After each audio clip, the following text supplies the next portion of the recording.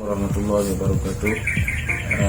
Alhamdulillah, setelah saya mengamalkan madu kuat ini, saya mengalami batuk yang sangat panjang lah. Setelah saya beramal dengan meminum madu kuat, alhamdulillah batuk saya telah pulih, berhenti. Kalau tidak, mesti setiap kali saya cakap dia kata jadi yang itu alhamdulillah berhenti. Alhamdulillah. Dan juga saya ketika saya adalah bekas sakit COVID-19 yang telah disahkan positif, dan saya telah dibawa oleh KPM ke hospital atas simptom demam. Setelah hari kedua saya di hospital, saya mengalami batuk. Dan batuk tu agak kuat lah. Tetapi ketika itu saya tidak bawa madu kuat bersama-sama. Dan saya telah pesankan dengan adik saya, dan dia telah bawa madu. Setelah saya amalkan, alhamdulillah batuk telah berhenti. Dia berkurang, kemudian hari kedua saya amal, maknanya batuk telah berhenti. Saya pun tak makan lagi buat batuk. Ketika tu makan buat batuk di hospital, tapi tak berhenti-berhenti. Masya-Allah, alhamdulillah. Hospital bagi buat batuk, tapi batuk tu dia kuatlah. Dan alhamdulillah setelah beramal, dan juga saya mengambil kesempatan ini juga, di sebelah saya tu ada juga pesakit COVID yang juga teruk dia punya batuk. Dia lagi teruk pada saya lah. Tak berhenti-berhenti. Jadi setelah tu, dengan ihsan saya pun bagi sikit kepada jiran katil saya tu. Alhamdulillah ketika tu dia baru rasa dia rasa lega. Dia rasa lega, tapi masih lagi.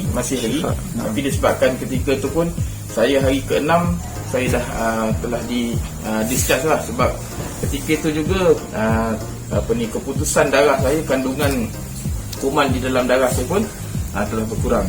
Kalau ikutkan pada sebelum madu tu, memang ketika dia ambil darah, keputusan bacaan darah tu memang dia tinggi. Dia ada bacaan dia tu saya tak pastilah kan. Kalau normal tu 300, tapi dia naik sampai 1000.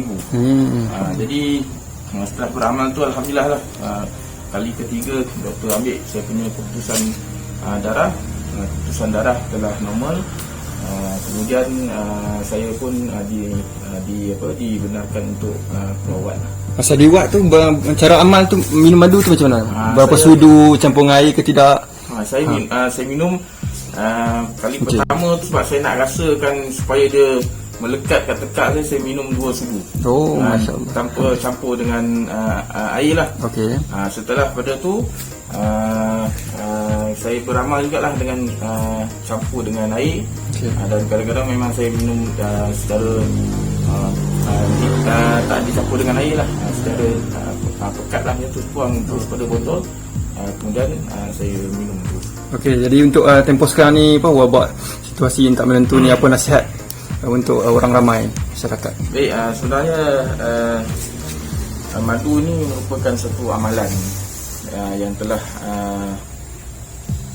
disabitkan dalam hadis Nabi, bahawa ataupun disebut sebagai madu ni syifa'ul linnas, dan dia adalah syifa. Jadi kita beramal lah dengan niat untuk kita baik dengan beramal dengan madu, minuman madu, dan pastikan juga madu yang kita dapat ini adalah madu yang asli, sanadnya yang betul-betul dipercayai. Yang asli baru jadi, insya-Allah. Baik, terima kasih Ustaz atas respon untuk sakit yang Ustaz alami sepanjang berada di wad sebagai pesakit. Assalamualaikum warahmatullahi wabarakatuh. Waalaikumsalam warahmatullahi wabarakatuh.